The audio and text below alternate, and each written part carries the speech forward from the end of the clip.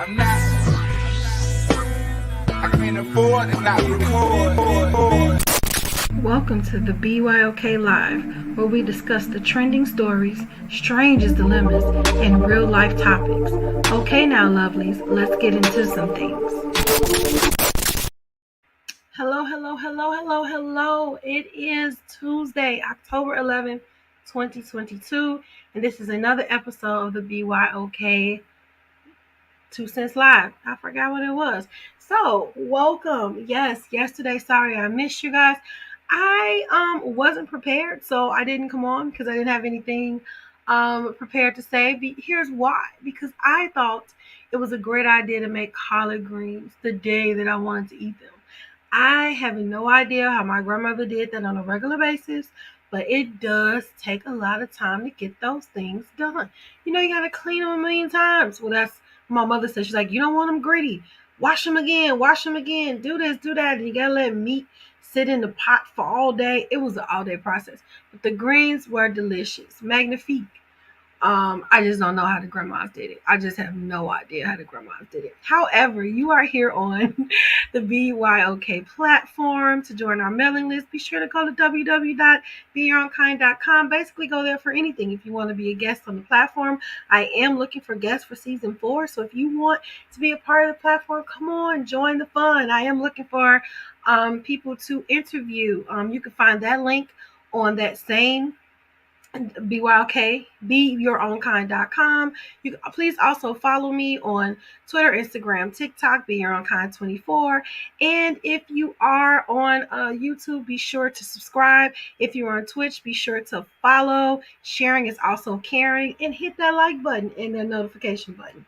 All right, so now that I got all the housekeeping things out of the way, let's get started.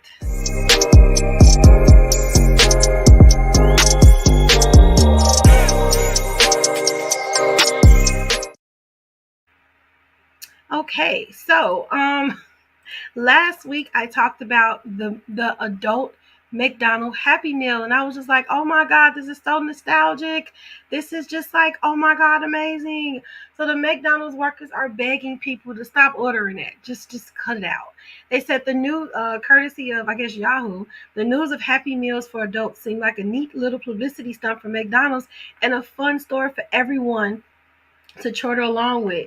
Cactus plant feed market style 4-eyed toys of the old McDonald's characters in a box for the grown-ups seems a certainty for viral success. However, it turns out it's backfiring spectacularly on actual McDonald's staff, who are reporting the hyper-popular promotion has brought about chaos and misery as they struggle to fulfill an avalanche of orders. Someone on TikTok said, bro, please don't order those adult McDonald's Happy Meals, bro. I'm begging you. So apparently they are tortured with this adult Happy Meal. It says the issue appears to be that in order to buy one of the adult Happy Meals, customers need to pick up a Big Mac or a box of 10 chicken nuggets, significantly bigger and more complex orders than that go into traditional child's Happy Meal box. So it's like more full meal. So I get it. And children only get a Happy Meal when they successfully nag an adult into buying them. Adults can just buy stuff whenever they like, and they are crazy in crazy numbers. It doesn't help that apparently the boxes haven't even been designed to stack, something that puts additional strain on the staff who have to juggle the endless orders. It says that some workers are taking to Reddit to post pictures of extraordinary orders coming through either via app or in the drive-thrus. Let me see what this order is. Oh my God. Look at this. You guys can't see it. Let me show it to you. So this is a mobile order right here of the meal. And so look how much food is in that. Yeah, I can see why that's driving everybody crazy. I would just like to personally apologize to the McDonald's staff because I went and got me one. Yes, I did. I was so excited that I went and got me one. And when I went, they said that they were sold out of like toys and boxes. And as soon as I was about to drive out of the drive-thru, the manager came out and was like, yes, we just got some. Do you want it? And so they didn't even make me go around in the drive-thru. They were just like, hey, you can just order it at the window. So the McDonald's I went to was kind of okay with it. And so my little toy, I got little Grimace, yay, little purple guy. But I do apologize for the McDonald workers that are getting mega orders. It's always a good idea when these companies do that, but it's always good in theory versus application because the workers are like the people in the store are the ones going to actually have to do the work. So yeah. And this is up until October 30th. So I just, let's just pace our orders for the McDonald workers. So I thought that this was just, I don't know, this was just disgusting, but I'm sharing it anyway. So this is saying, so it's saying this is the neighborhood talk. You know what, neighbors? Y'all clean the toilet seat. Like, why? Why would you take the toilet seat where you do your business and put it in a spot where your dishes are at? I just don't understand why this is okay. Like I don't understand why this is okay on any type of level. No, this is not okay. This is not okay. That's just not okay. And I'm just like, what is that? What is that? So I thought I'd share that. Our positive quote today, courtesy of the Jasmine brand, not only does God replace what you've lost, he upgrades it. I always say that when we lose things, people, places, things, whatever, it always leaves room for something bigger and something more. So the things that we lose, we just don't need them in that season, and it's okay to let it flow out. I think the problem comes is when we're trying to hold on to something that's not supposed to be in season, right? It's like trying to grow a tree right now in October. Like it doesn't it's not gonna do anything. This is harvest season. So, excuse me, doing things out of season is not it just doesn't flow well and it doesn't work out. So I always look at things like that. When things are flowing out of my life and it's similar, I'm like, well, maybe this is just not the season for this. Maybe this is the season to rest. Maybe this is the season to work. So it's just good to just like flow with those things. So, and don't always, a loss and a no is not always a setback. A no could be saving you from something that that you don't want to, come into fruition, or a person that walk out your life, you realize later how much peace you get from that. You know what I'm saying? So they don't always take. I had to learn this to not always take every loss as an actual loss because it could be a gain or it could just be out of season. So I thought that this was really important to share. The person in this the comment says, speaking of upgrades, do not get an iPad. After a while it will stop charging and you'll have to mess around and buy another one. I don't understand what that had to do with anything. But yeah, I like that quote. I resonated with that quote a lot.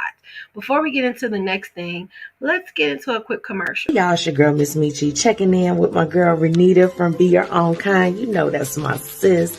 Make sure that you tune in every Thursday to the Blueprint Live at 6:30 p.m. Central Standard Time, live on Facebook and YouTube. And then you can catch me on Fluent Radio, Philly Jams 95.3, Indie 101.5, and Mixed Talk Media. And I'm available anywhere that you listen to podcasts, okay, and your radio shows. So get on it, okay? Let's do this. I love to connect with you and promote what you got going on. Let's get it. If you or someone you know would like to be a guest on the Blueprint Live, visit thebpmediaco.com today. Okay. You know where to find Miss Michi. She is returning Thursday. I keep thinking this is Wednesday. She is returning Thursday for her live show. Be sure to follow her at Miss Michi on IG. And if you're interested in any of her services, go to contact@missmichi.com. Also, her Lavish Looks by Miss Michi, which are accessories and sunglasses, just beautiful. I love her products. Battle of the Sexes is where she will be at the Rise Design Studio 212 on October 14th from 7 to 10 p.m. on 115th and Pulaski, which is 11521 South Pulaski in Alsip, Illinois. If you are in that area, be sure to support. Okay, let's get into the next subjects here. So, courtesy of the Savoy Show. French dentist jailed for deliberately pulling patients' teeth out for no reason. Now, the reason why I chose it's already scary to go to the dentist, but then to go to the dentist and he puts you through that pain just for the sake of overcharging you. What?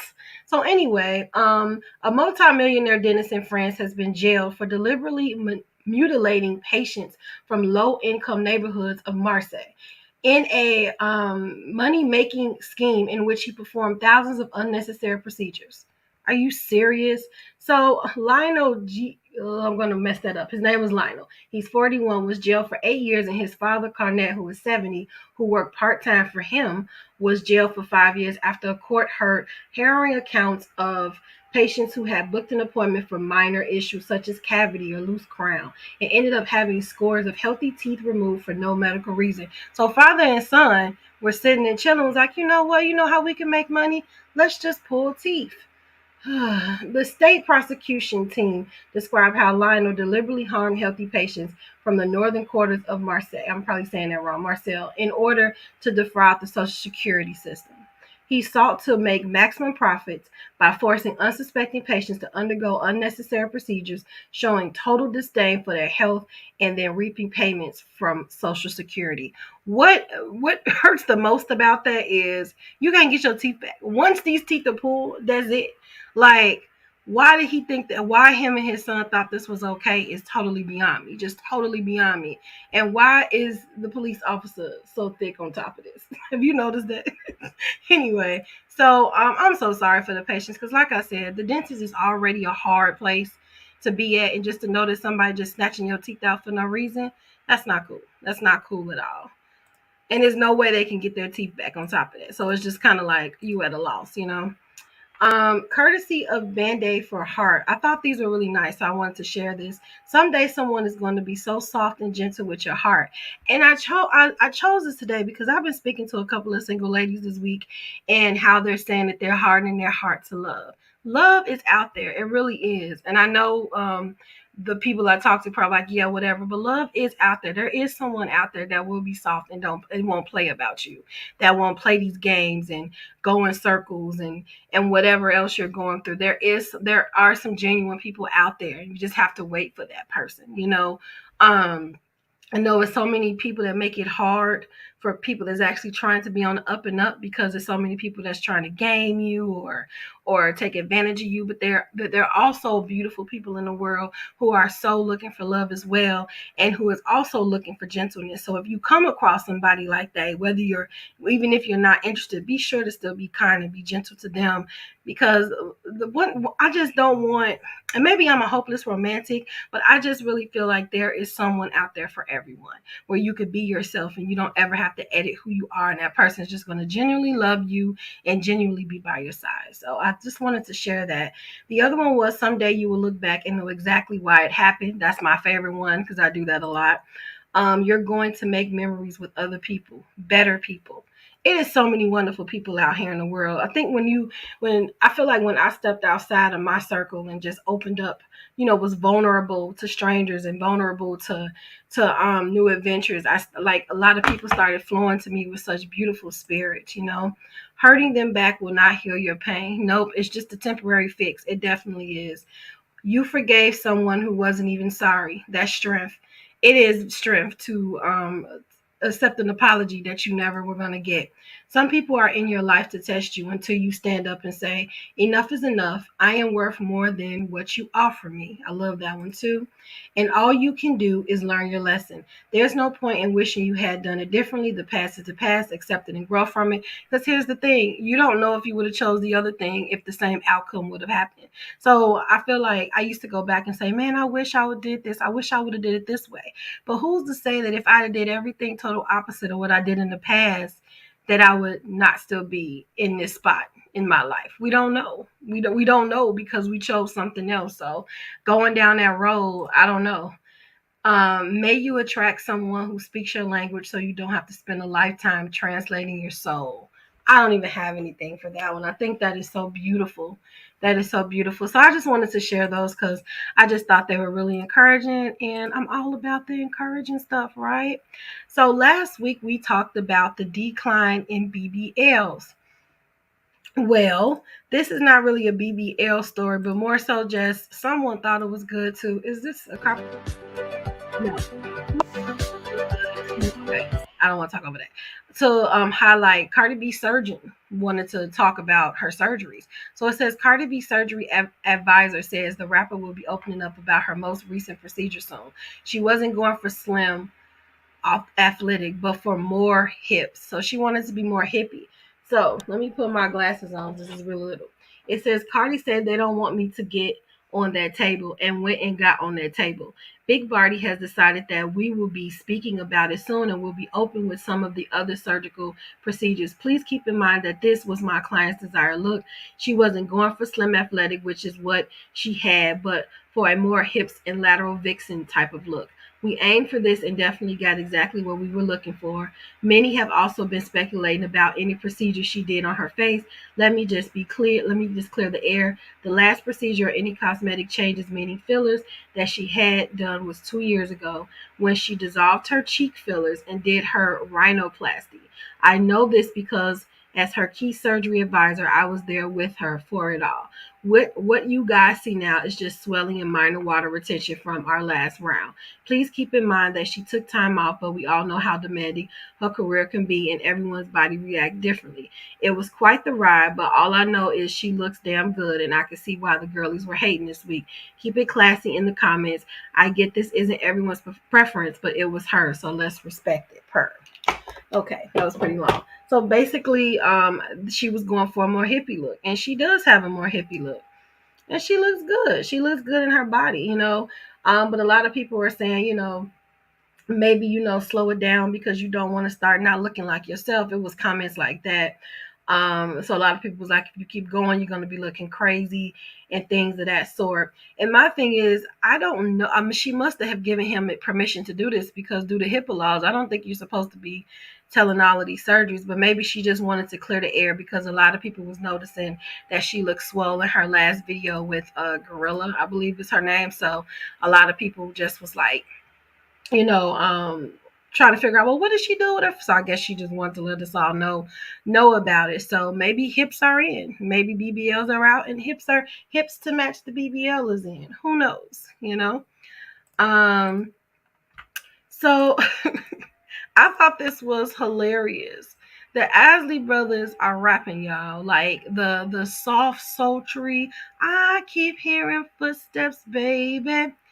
It's not about footsteps anymore. I'm gonna play a little bit because I don't want to get copyrighted. Another Benz, 300,000 on the car just because. Close the curtains. So I heard this and I was just like, what? Let's see. I just hit the deal about another Benz. I just think that I'm like, what? And so people, of course, Twitter was like, somebody was hyping Ronald up in the studio, like, talk your S. Yeah, that's what it sounded like. Hey, hold up. Oh, no.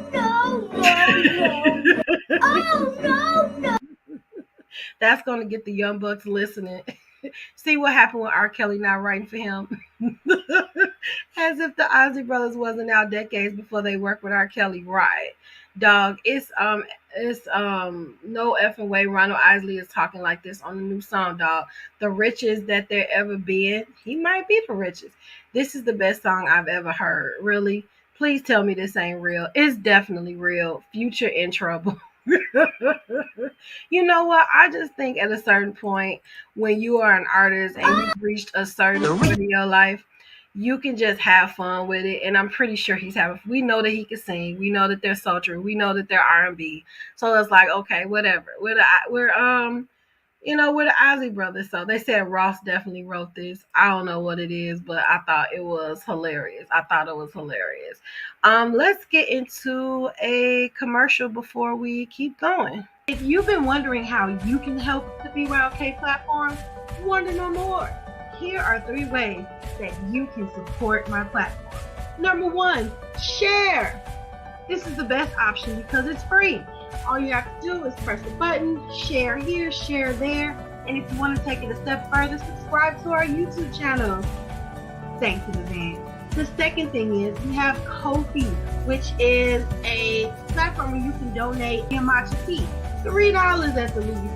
Any money that you have given into the platform, we thank you and we appreciate it. No amount is too small, and of course, no amount is too big. And then the third thing, Subscribe to our mailing list.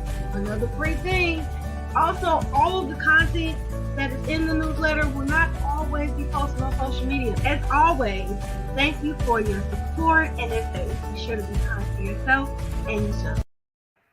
One day I want to change that commercial, but hey, sharing is caring. Listen to what I guess the recorded me said. Yes, subscribe, like, follow. Thank you. So our next episode, this is what happened when I'm up past a certain time. Like I just start saying crazy things, right? Somebody told me that maybe I should do this a little earlier. I'm gonna think about that. So courtesy of the neighborhood talk again. Oh, I'm Too Sexy artist calls Beyonce arrogant for using their song without permission on her song Alien Superstar. So, neighbors, get into this. 90 groups, right said Fred, are pissed at Queen B for reportedly using their classic song, I'm Too Sexy, without permission. While speaking with The Sun, they didn't hold back their feelings about Beyonce using her stardom to do whatever she wants, according to them. Normally, the artist approaches us, and Beyonce didn't because she is such an arrogant person, right said Fred told The Sun. She just had probably thought, come and get me. So we heard about it after the fact when you did. But everyone else, Drake and Taylor Swift, they came to us. The duo continued to use our melody. So if you don't know what song they had is I'm Too Sexy for this stuff, then Too Sexy for that's what, and you know her Alien Superstar. We not playing that because we not finna get copyrighted. So with this Beyonce thing, there are 22 writers. It's ridiculous. So we would get about 40p. The reason that is happening, we think, is because there is so little money now in the actual sales people like friends, golfing partners, engineers, bookers, and the guy who brings the coke. They all want a cut. There's nothing we can do. It is S. They said, you are going to get into a conversation with someone who has a lot more presence and power and money than we do, and that won't go well. Now, Beyonce has always been the type of artist to cross her T's and dot her I's, so maybe this group is mad with the wrong person. I don't understand why people keep coming at Beyonce and not the production company, but I get everybody. I think Renaissance is bigger than what people thought it was going to be, and now everybody just has something to say. But this album has been out for a long time, so I'm just trying to figure out why they didn't have that same energy when everybody else was saying she stole something from them. So Beyonce actually claps back when that would rarely happen. So courtesy of pitchfork.com. This is just saying what we just said. On her new album Renaissance, Beyonce interpolated Right Said Fred said I'm Too Sexy on Alien Superstar. As a result, the group's Fred and Richard Fairbase, as well as past members of Rob Manzoli, are credited as co-writers on Alien Superstar. So what is the problem? In a recent interview, this is what they said. Beyonce has now responded to Right Said Fred in a statement shared with Pitchfork.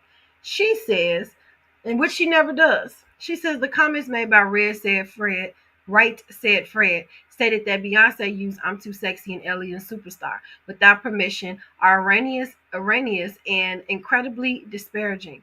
Permission was not only granted for its use, but they publicly spoke of their gratitude for being on the album. For their song, there was no sound recording used, only the composition was utilized. Permission was asked of their publisher on May 11, 2022, talk about receipts, and the publisher approved the use on June 15, 2022.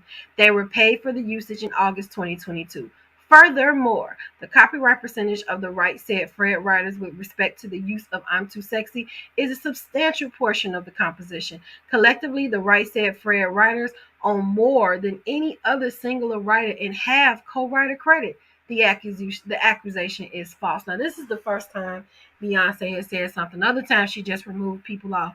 I guess she look, I'm done editing my album, because she had to edit her album twice. She had to remove Khaleesi's well, she didn't have to, but she chose to remove Khaleesi's sample of my milkshake brings all the boys to the yard, and then the S word that I'm not going to say that offended the UK. She took that out of one of her songs. So I guess she look, you are on the album, you are a co-writer, I'm not redoing it. So she told Right Said Fred she's too sexy for the petty, basically. I just think these artists are just getting tired. Like, come on, man. It's just like people are just saying something just to say something at this point. Okay, so next, it look like we skimming through these topics really quick. I thought this was just endearing, so this is why I'm bringing it up. If you know, if you are a Lauryn Hill fan, you know this song. Let's start it over.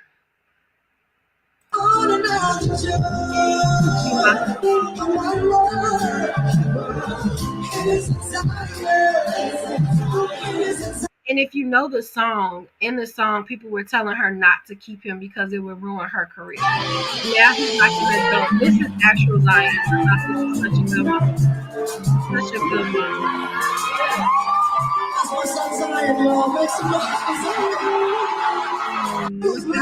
And then right here, Zion actually has a boyfriend. So this is my grandson. Her grandson. Zephaniah. This is my granddaughter. Azaria. This is my son Zion. Thank you. Thank you, Zion. Yeah, so that is the Zion from the song Zion of Miseducation of Lauryn Hill. One of the best albums to date. Best albums to date. So I got really sentimental with that. And I felt very old.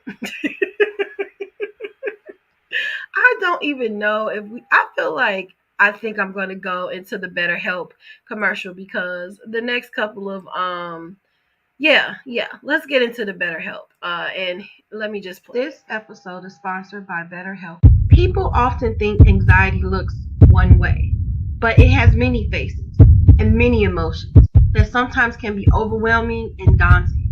I know about this feeling all too well because at a point I felt powerless to my emotions, almost to the point of drowning in them. So I decided to seek out a therapist to later learn that I have generalized anxiety disorder. If you have been experiencing the same feeling, please know that BetterHelp is here to help. BetterHelp offers licensed therapists who are trained to listen and help you. You have the option of talking with a therapist in a private, online environment at your convenience. There is a broad range of expertise in BetterHelp's 20,000 plus therapist network that gives you access to help that may not be available in under 48 hours. All you have to do is fill out a questionnaire to help assess your specific needs, and then you get matched with a therapist in under 48 hours. Then you will schedule secure video and phone sessions. Plus, you get to exchange unlimited messages, and everything you share is completely confidential. Thanks to therapy, I learned the tools that I needed to conquer my anxiety and over-obsessive thinking. I did it afraid, and I took that leap to talk with someone, to later learn that it was going to be okay and that I was going to be okay. Please know that you can request a new therapist at no additional charge anytime. Join the 3 million plus people who have taken charge of their mental health with an experienced BetterHelp therapist. And better yet, get 10% off your first month at betterhelp.com/BYOK. That's betterhelp.com/BYOK because you deserve it. You do. If you do choose BetterHelp, the first month will be 10% off if you use betterhelp.com/BYOK. And I have just to get on a personal note, I have just been practicing self-care, which is relaxing. I think that's why I'm pretty relaxed. I think I'm getting too relaxed, but this is the harvest season. This is the end of the year, fourth quarter. You've worked from first to third quarter. Now it's just prepping for the next quarter and enjoying the holidays. That's how I always do my fourth quarter anyway. Like, yeah, it's it. So so we were talking about Lauryn Hill before the break. And so now we're going to get into Lauryn Hill's daughter, Selah Marley, who is also, we know, Bob Marley's granddaughter. So she got a lot of backslash. I'm sure everybody that you have heard, if you about Ye's whole White Lives Matter t-shirt at the fashion show. So everybody was like really upset about her. So we're going to get into this point. It says, in addition, many of the models who walked as part of West's show also wore the clothing emblazoned with White Lives Matter, a phrase the Anti-Defamation League has categorized as a hate slogan. Among them was a 23-year-old Marley who faced backlash on social media herself. So It says a Twitter says, tweet said, Telly, just 2 years ago, Selah Marley was marching in them streets, dodging bullets and choking on smoke grenades for George Floyd. Now she and putting on a White Lives Matter shirt for Kanye West. I know Bob Marley flipping in his grave. So this is her right there. Then someone else said, I absolutely expect this from Kanye, but Selah Marley has disgraced the name and memory of her grandfather, Bob Marley, and everything her mother stands for. He has the world's black freedom fighter. If you don't know, her mother is legendary Lauryn Hill. And so she addressed it because she was sick of it. So she says, the past 24 hours has allowed me to realize that most of y'all are stuck in a hive mind mentally. You do what the group tells you to do and think what the group tells you to think. Witnessing someone break free from the agenda sends you all into such a panic that you will do whatever it takes to force them back into the box that you feel they should exist in. All morale and empathy is eliminated due to the fact that you feel justified by your emotions. The victim becomes the victimizer. You cannot bully me, manipulate me, or coax me into silence, nor will you bully me into being who you want me to be. I don't care how many tweets you make, DMs you send, or articles you write. Throughout all of the chaos, I have yet to speak on my experience. If you know me, you know that nothing I do is without deep thought and intention. Wait till you hear what I have to say. Now, I don't know if she said anything more on that, but yeah. So Marley later shared a screenshot of a text showing she was sent to West, requesting the two continue to discuss the depth behind our decisions to show the purity of our intentions and provide healing to our community. So I don't really know what healing that the White Lives Matter shirt was supposed to ensue. I still don't get it. When I was on the goddess sessions for with Devin Hall. She's a loud brown brown girl, loudmouth brown girl. And she mentioned this, and I'm like, the only thing which is not still taken up for, what he did, but the explanation is I think he was coming at the Black Lives Matter organization versus Black lives actually mattering. But I don't think it was articulated well. I just think that it was still an irresponsible use of your power. You know what I'm saying? Like that's just how I feel. And I feel like even after he, did this White Lives Matter, he went on a Twitter, Instagram rant like he normally does. Who am I talking about? Ye, of course. And so people are still calling him Kanye West. But this is Ye. This is not Kanye. I don't know who this person is. And as you guys know, Candace was one of those people that also wore this shirt. So it looks like she has been the Kanye defender since this fashion show. And so Kanye thought it was a good idea to put this on Twitter. I'm a bit sleepy tonight, but when I wake up, I'm going DEFCON 3 on Jewish people.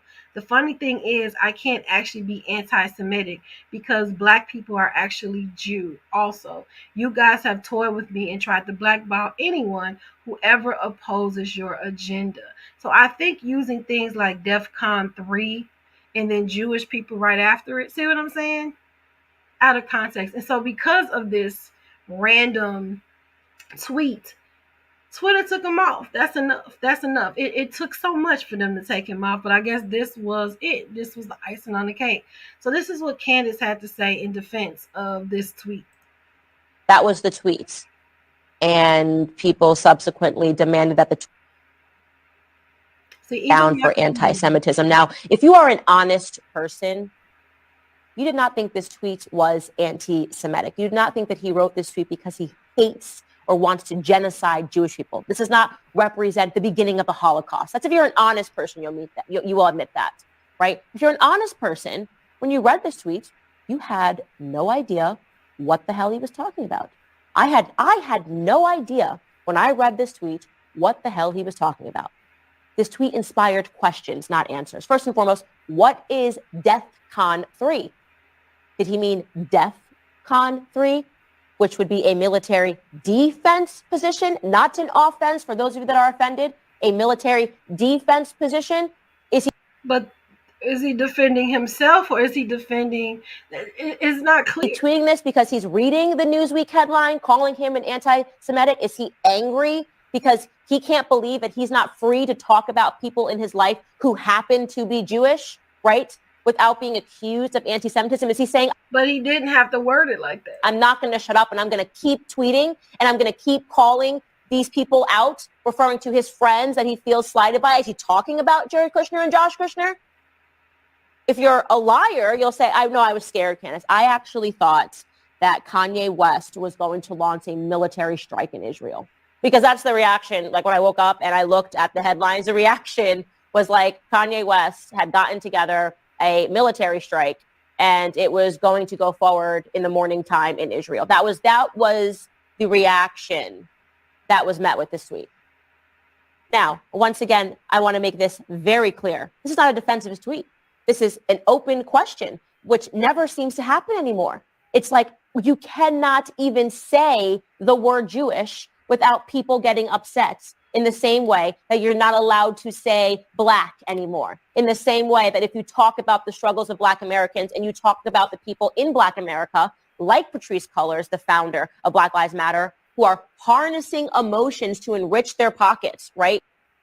And that's what made me say, after watching this, that I think they were coming after the Black Lives Matter organization. But once again, it was a better way to do that. Like, but on to this, like, I hate to say this, but giving my 2 cents of what Candace said, it could have meant anything. But here's the thing, we don't know what it meant. But the fact that you put DEFCON 3 and Jewish people right after, I don't think it's the fact that he used the word Jewish at all. I think it's the fact that he put DEFCON 3 before Jewish, like, and then following with the context of the White Lives Matter, he's been coming at P. Diddy, he's been coming at Lizzo, and then like he's been spewing all of this negativity. So of course, with this is compounded off of what he's been doing since last week. So, I mean, I don't know what she means about being an honest person, but a lying person. But if you are a person that pay attention, you would be like, well, what is this all about? And why can't you just sit down and go live or something and just tell us what you mean instead of posting all these subliminal things? If this is for the community, if this is for uplifting, then say what it's for instead of all this stupid symmetry and things of that sort in the midst of you talking about, you know, your family life. And now you're coming at Black women, you're coming at Black Lives Matter, you're coming at Jew. What is your end goal? What is your end goal? Because right now it just seems like gibberish. And don't get me wrong, I love his music. I rock with him, but I do not understand this right now. And now it looks like he has Candace like on his side. And it gets even worse. Like, not only was she defending this, now she is also like trying to expose Kim. So I saw this courtesy of the Neighborhood Talk, where she's saying that Candace Owens releases a video of Kim calling Whitney Houston a crackhead, which she did not. And she claims that Kim was upset that Ray was dating her. So I am told that there is much, much more. Take a listen. Ray, it's Kim. Let's start over to what she said. This looks like the same episode. It's the same jacket. Where is this episode at? Kardashian, and she's talking trash. This is years ago. It seems to be a voicemail that she left Ray J, where it's not the sweet little Kim K that she presents today. She's nasty. She's calling Whitney Houston a crackhead, and she's yelling at Ray J. She didn't say that. And this tape landed on my lap, and I am told that there is much, much more. Take a listen. Ray, it's Kim. I just want you to know that I think you are so disgusting and desperate. Who leaves their email address on their machine? You clearly want people to call you, but yet you won't call me back. And actually, you know what? Don't call me back. Don't ever call me back. I never want to talk to you ever again. I think you're honestly a sick human being, and I think you are just so she has a type. desperate that you'll do anything for attention. She likes to date like high confident men, but then she gets upset when they react to okay. And you're just so disgusting. Honestly, so like have fun with old hag Whitney Houston. Like, she's so sick, and like crack is definitely not whack with you guys, because you are just honestly like makes me laugh on how disgusting you guys look. You know what I say? You're in Vegas with Whitney, and you need to go hang out with your old, friend, and it's not right, but it's okay. I'm definitely going to make it anyway. Did she just quote a Whitney Houston song? It's not right, but it's okay. Because you guys are just disgusting and sick, and stop being with her. I don't understand it. She's so old and sick, and you are just sick and desperate. So leave me the alone and stop calling me. I hate you. So it's being alleged that she left that voicemail because she was upset that Ray J at that moment was becoming more famous than her because he was dating Whitney Houston. So what's the end goal for this? Why are we bringing up once again, why are we doing this? Is this Ray J and Kanye have joined forces against what is I guess my question with anything that has to do with all of this is, what is the end goal? What is the end goal? I can't even give an opinion because it's just all over the place and it's too much subliminal. What is this? Is this supposed to show that she's trying to make a dig at Ray J?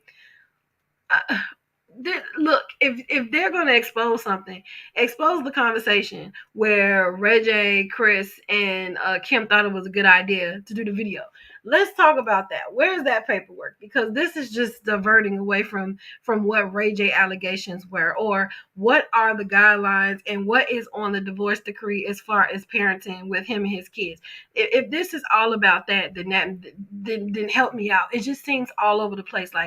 Some of the stuff that is released online, I just don't see the end goal. I just don't see the end goal. So why talk about it, Renita? I don't know, because it keeps popping up in my feed. So I don't really know. It looks like Candace Owens is now attacked. I think she had her own personal feelings about Kim or the Kardashians or whatever, and so now that she's banded with Ye, then they're both just gonna take over. She's not off Twitter, so I am shocked to see that she is getting along with the black person. I will say that for Candace, and she has such an impact, and she's very well versed. And some of the things she has said, I've actually was like, okay, good point. But this joint force, I don't know. I don't know what's gonna come of it. I just don't know. I'm lost for words. Now I'm wondering, what did I have to say about that? So, courtesy of the neighborhood talk as well. I just went to a whole other subject, right? President Biden announces he will pardon everyone convicted of the federal crime of marijuana possession, also plans to declassify marijuana in the Controlled Substance Act. I mean, I feel like half of the states is legal anyway, so why isn't this a thing? And once again, this is slow. This is really low, and I'm going to read as much as I can. As I often said during my campaign for president, no one should be in jail just for using or possessing marijuana. Sending people to prison for possessing marijuana has upended too many lives and incarcerated people for conduct that many states no longer prohibit. Criminal records for marijuana possession have also imposed needless barriers to employment, housing, and educational opportunities. I agree. And while white and black and brown use marijuana at similar rates, black and brown people have been arrested, persecuted, and convicted at disproportionate rates. Today, I'm announcing 3 stages that I'm taking to end the failed approach. What's going on with the student loans, Joe? First, I'm announcing a pardon of all prior federal offenses of simple possession of marijuana. I have directed the Attorney General to develop an administrative process for the issuance of certificates of pardon to eligible individuals. There are thousands of people who have prior federal convictions for marijuana possession who may be denied employment, housing, or educational opportunities as a result. My action will help relieve the collateral consequences arising from these convictions. Second, I am urging all governors to do the same with regard to state offenses. Just as no one should be in a federal prison solely due to the possession of marijuana, no one should be in a local jail, state prison for that reason either. Third, I am asking the Secretary of Health and Human Services and the Attorney General to initiate the administrative process to review expeditiously how marijuana is scheduled under federal law. Federal law currently classifies marijuana in Schedule I of the Controlled Substances Act, Schedule 1 probably, for the classification meant for the most dangerous substances. This is the same schedule as for heroin and LSD, and even higher than the classification of fentanyl and meta whatever. The drugs that are driving overdose epidemic. So meth, basically. So marijuana was classified on the same level as heroin and LSD and fentanyl and methamphetamine. I didn't know. It took me a minute. Yeah. So everybody is excited about this, but sending people to prison for this has been ridiculous and asinine from the beginning. They're saying this is BS. This is what the Glam University says, because 90% of federal drug sentences that stated with the cannabis conviction, the offenders are forced to plead not guilty on the drug offense, but on lesser offenses they tacked on during the investigating cannabis. Most people are in prison for conspiracy of cannabis crimes that honestly helps no one. So they're freeing up the jails. They're freeing up they're but here's the thing though. Like, I live in the state of Indiana and that is not even legal here. So how would that stand here? Because that's still, like, if you do drug tests here, that still is grounds for termination, grounds for not being employed, things of that sort. So I wonder how that's going to work in these red states that are kind of moving backwards. So guess this is Joe's contribution. Meanwhile, the student loan stuff is getting pushed back and back and back and back. Don't know if anybody noticed that. We're just hanging on, seeing if it's gonna work. If it do, it do. If it don't, it don't. I mean, we had the debt from the start anyway. Now, speaking of drugs, which is the last topic of the night. Man, this was a quick show. So this all started when I saw this, courtesy of the Shade Room, from Life Jennings. Now, this subject I don't really speak on because people have opposing views to how I feel. But the glamorization of drugs, not even just in hip hop, but in music, period, it doesn't really highlight the reality of it. Like, drugs has torn my family apart, has caused a lot of anxiety, strife, depression, whatever. It just breaks up the fabric of homes altogether. Like, so I know firsthand that there is nothing glamorous about watching somebody struggle with addiction, somebody that you love, and the addiction is bigger than you, bigger than your love for them sometimes, because they want to stop, but the addiction is bigger. I mean, the addiction, yeah, is bigger than the need to stop. So drugs has never been glamorous to me, ever. I just want to put that out there. So Life Jennings said, he said drugs done killed and destroyed way more black families than Jeffrey Dahmer, but y'all so disgusted by him, but have normalized drugs in songs and videos. Why are we still talking about Jeffrey Dahmer? Be mad, I said it. And look at all the people defending drugs. LOL, nobody ever died from drugs in life wanted to. Just like nobody that went with that man wanted to die. Everybody who did drugs and died or went with him was looking for a good time and it went left. But we defend drugs. I don't understand the correlation with Jeffrey Dahmer, and I think because he said he knew Dahmer and people was making fun of him, so he went into a fact or whatever. But he does make facts. Like, why do we normalize drugs and songs when we know that it is so many rappers are ODing or getting killed because this is stuff that's in our music. Like, when in the 80s, like, it was songs out there like kind of saying, hey, don't do drugs, don't do that, like that's not what you need to do. And then somehow rap kind of transitioned into this, the drug use, glamorizing, I guess the gang life and things of that sort.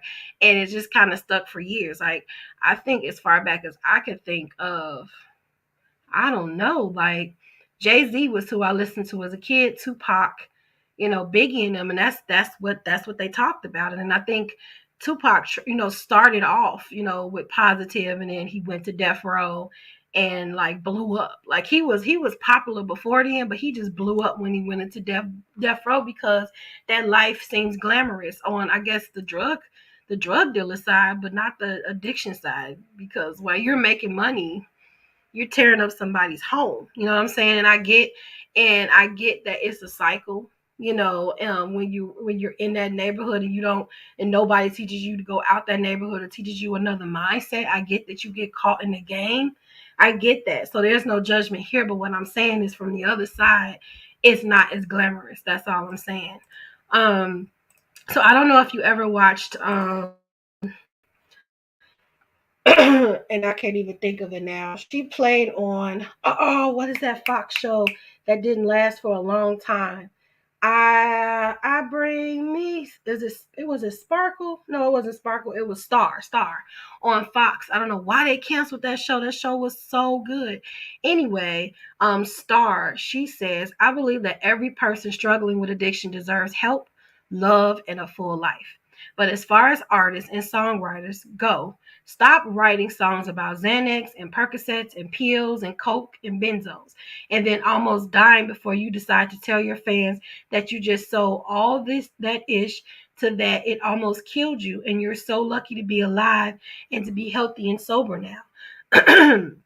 It's no excuse that you want to be real. If you were being real, the lyrics would say, I'm nauseous and sick every day before I get a fix.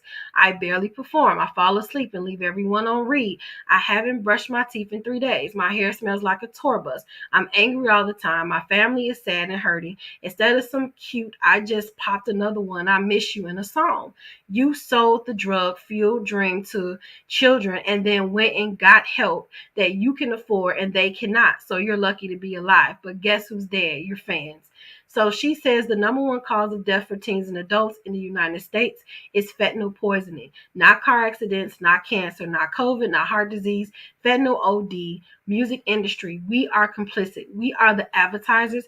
Even if you are struggling yourself, don't put in a cute package and sell it. I'm begging. You have power. You have power. Don't abuse it. So she put a link for anyone struggling, which I will share at the end. And like I said, like it's so glamorous, but things like that. How many rappers have went to the hospital for a possible overdose and they have changed their life over because, like she said, they can't afford it. But then you got the kids trying to chase the lifestyle. You know what I'm saying? And they don't have the money, they don't have the resources or the people around them to support them, because if everybody around you is addicted, then who pulls who out? You know what I'm saying? This is just a really big problem in America, and it has been, and it hasn't started now. It hasn't started with Xanax. I feel like when the crack epidemic came, it was a joke. It was a joke to say, ha ha, these crackheads, ha ha, but it wasn't funny. It never been funny to me. Never. But now that it's a big, popping pill epidemic, then it's like, okay, well, we have to do something about addiction. I'm wondering if it matters who is addicted. Cause all addiction is bad, right? But it was a joke. It was a joke during the crack epidemic. It was a joke, but now it's not a joke because it's affecting everyone. It's affecting absolutely everyone now. So now we must do something about it. We should have been did something about it.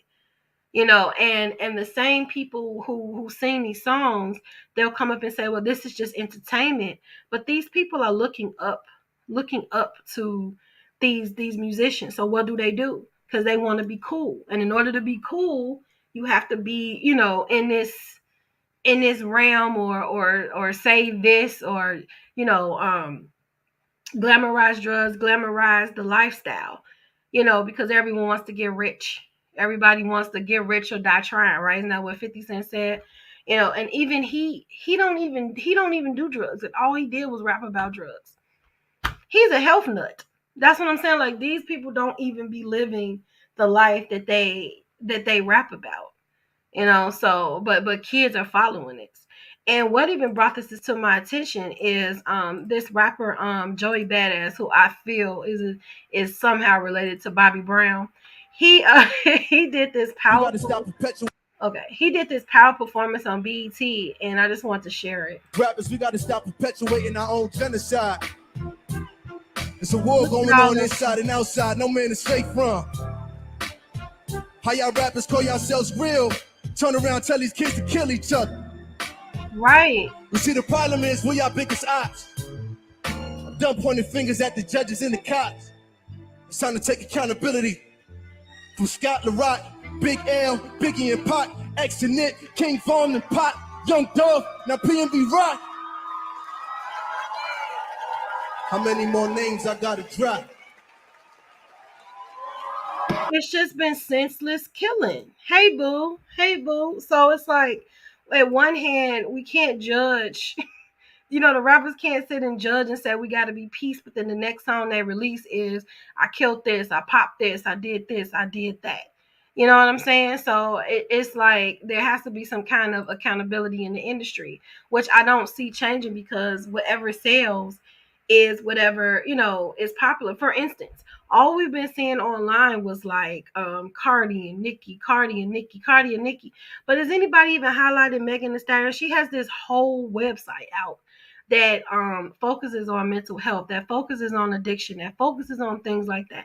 She's not even in the limelight. The only time you'll ever see her is when it's talking about Tory Lanez or twerking. But the things that she does, she bought a Popeyes in the community. She's doing like a lot of community work, and not saying the other women aren't, but their stuff don't get highlighted either. It's if they're arguing online.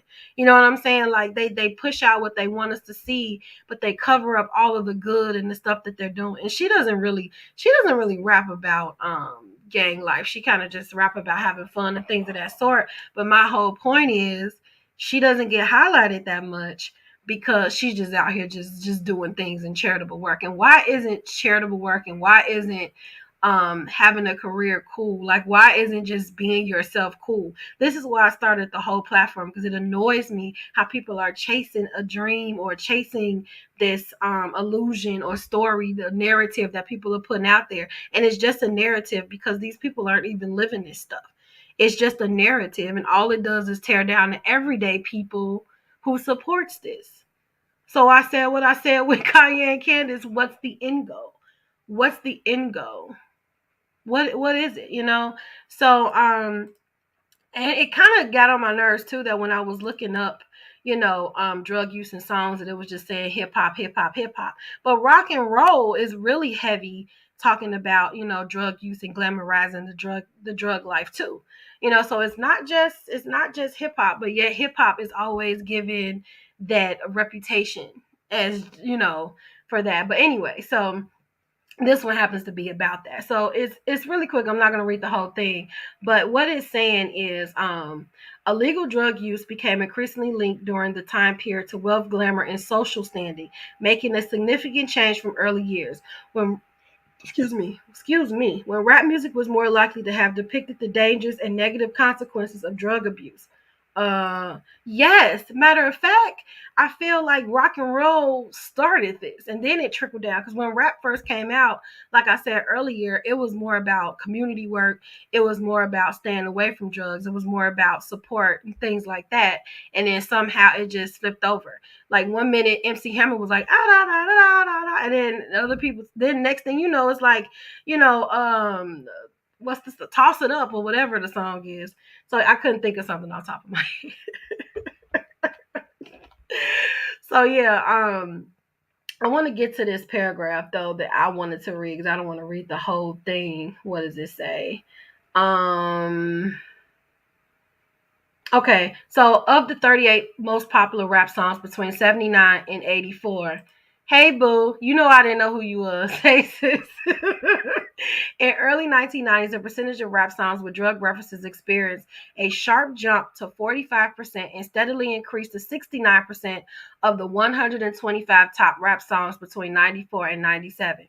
The study found that drug references in early rap songs, White Lines by Grandmaster Flash, Crack Boxer by Kool Moe Dee, and Night of the Living Bassheads by Public Enemy, often depicted the destructiveness of cocaine, and particularly of crack, its freebase form.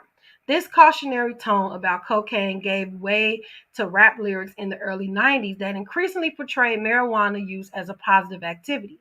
The UC Berkeley study documented a threefold increase between 79 and 97 in rap songs mentions of marijuana and marijuana-stuffed cigars, blunts, and noted marijuana's association in those songs with creativity, wealth, and status. So they're saying, okay, it started with marijuana. Then they're saying She referenced a 1996 article in Vibe, a magazine that covers hip hop culture, highlighting the success of Cypress Hill 1991 debut album celebrating marijuana use as a turning point in rap music popularization of drug. The Vibe article noted that other rap artists such as Dr. Dre, Snoop Dogg soon followed suit with their own references to marijuana as an appealing drug to use, and still do. But let's get into, so somehow I think I lost what I wanted to say. She says rap is inherently powerful. It has experienced phenomenal growth in many sectors of society in this country and even abroad. Rap artists have become key role models and trendsetters. Yes, this is what I was saying earlier. And their music serves as the CNN of our nation's young people by providing them with a way to stay current. But we have to ask ourselves whether there are other kinds of messages rap music could deliver. We need to better understand how this trend got started so we can find effective ways to counter it. I think it's trying to figure out, where it came from. It came from, it was just a transition. You know what I'm saying? And now this is just what it is, basically. Harold, let me see. Many adults have very little idea about what's going on in music these days. I think I lost the paragraph and I'm sad about it. I should have highlighted it, but it had a really good point. Here it is. The reasons behind rap music shift in drug references are complex. They may reflect the nuanced interplay of changes in the drug use habits of rappers and listeners, particularly the growing popularity of marijuana during the study period greater. No, not commercialization of rap music and the rise of gangster rap and other rap music genres. It could also be a reflection of social rebellion stemming from the disproportionate punishment of African Americans in the U.S. government's war on drugs. I don't know about all of that. All I know is when I hear a song by Future and he's like Percocets, Molly Percocets, that's catchy. That's catchy to an adult, but to a kid, oh, Molly Percocets, okay.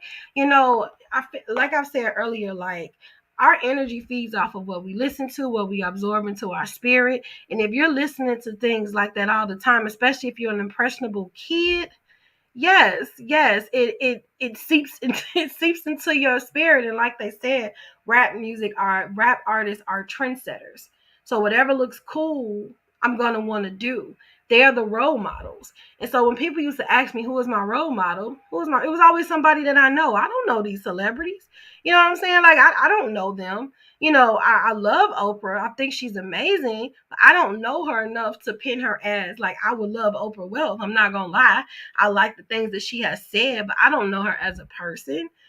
She's a point of reference of what I would want to be, as far as like wealthy and have influence and impact. But to personally, yes, trendy things stick. So to personally be attached to a person that I don't know, I just think that that's unheard of. But here's the thing. This is why, once again, I started BYOK, because trendy is nice as long as it's not substituting who you are, basically. Like everything that we see in social media, and most of it is not real. It is not real. Like right now, you're only seeing what I'm having you see about me. You're only knowing the thoughts that I'm sharing with you right now. I could get off of this and think a totally different way and say totally different things, and you don't know that. That is the dangers of social media. That is the dangers of it. That is the dangers of trendy. You know what I'm saying? And just like I said with Kanye, when you have a big following, you have a responsibility.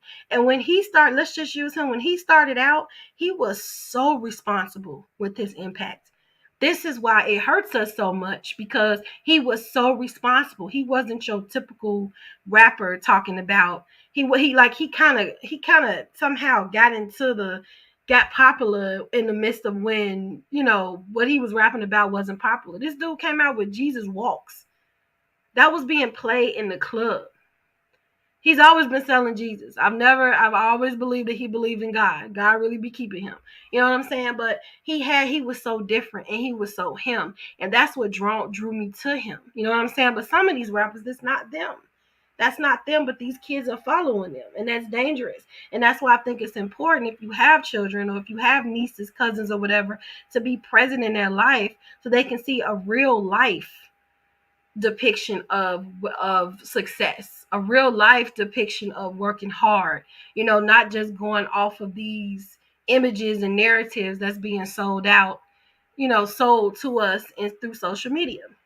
And that's my soapbox. So that's just all I have to say about it. Like I said, it's nothing glamorous about addiction.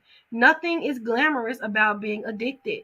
It tears up families. It tears up home. It has torn up communities. It has jailed fathers and left a whole bunch of single mothers out here taking care of their kids, and vice versa. It has taken mothers from their kids. You know what I'm saying? It's putting kids in the system. It has drug babies have been born because the addiction was bigger than the love that the mom had for the baby. Bodies were violated, minds were violated. Dreams were just lost.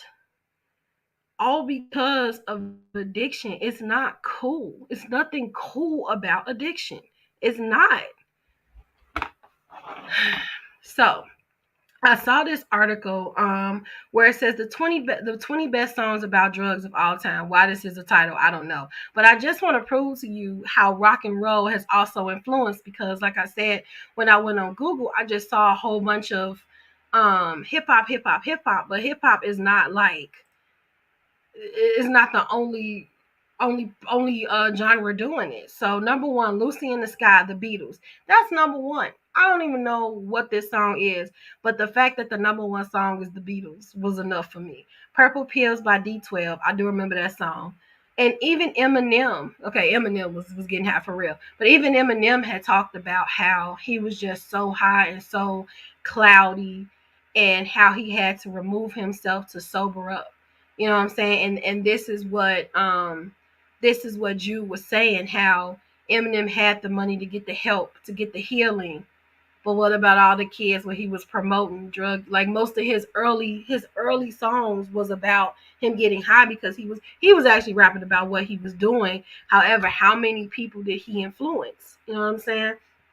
And now, do he even rap about being clear-minded and being sober? I don't even know that. I don't know. Under the Bridge by Really Red Hot Chili Peppers. That is rock. Cocaine, Eric Clapton. I didn't even know this was a song. Breaking the Habit, Linkin Park. Time to Pretend, MGMT. I don't even know half of these songs. White Rabbit, Jefferson Airplane, Semi Charmed, Third Eye Blind, Hurt, Johnny Cash. Purple Haze Again by Jimi Hendrix. He also battled with addiction. We Found Love with Rihanna. I didn't even know this was about drugs until I read this, where it says, while it originally sound like a club anthem, the yellow diamonds in the sky. I didn't know that was meth. That went over my head. But it did seem like they were, in the video, it depicted that they were on drugs and it was an unhealthy love. But I did not know what the yellow diamonds were referenced to. I will admit that. We Are All on Drugs by Weezer. Can't Feel My Face. Okay, that was an obvious one. One Toke Over the Line. Ayo for Yayo. I don't know. And Swimming Pools by Kendrick Lamar. This was like, I think they said this came out in 2012. Antidote. I do know this song.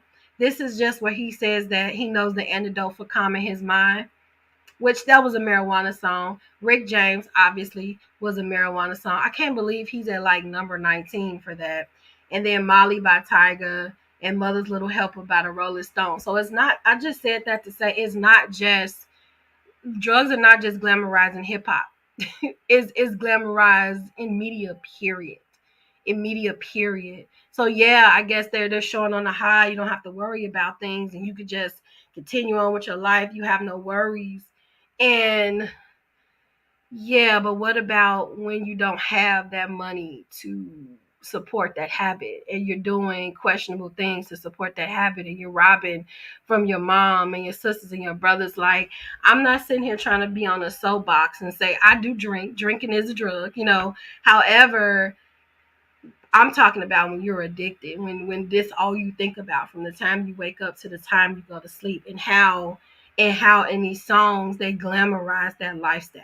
That is what I'm saying. And so you have these kids looking up to that. And like I said, it's robbing dreams. It's robbing dreams. It's robbing people of their lives.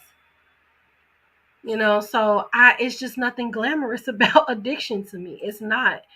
And I've watched people that I love struggle, like they want to stop, but they can't because the addiction is bigger. And how helpless it feels that you can't help this person because they are attached to something bigger than them. So yeah, it is not cool to the people around the people watching their family member like self-destruct. So it's just nothing glamorous to me. And I'll stop right there. However, if you know somebody, because I have to put this out here, if you know somebody struggling with addiction, they can always call this number, the Substance Abuse and Mental Health Service Administration, 1-800-662-HELP, which is 1-800-662-4357. If you are battling with an addiction, please contact this number or contact somebody and let them know this is nothing you could do on your own. You're going to need the support of professionals and the support of your family, your friends, or whoever your close-knit people are. Because if it was glamorous, we wouldn't have numbers like this. So this just proves my point right here. So that was a pretty deep subject. And before I get off, it's 12:07, so I get to play this. It's morning. It is now morning, so I like to play that because that let me know I've went into a whole nother day. And I think, and once again, make sure that if you are in the Alsop area, which is a Chicago suburb, please go to the Ballad of the Sexes. Lavish Looks by Miss Michi will be there.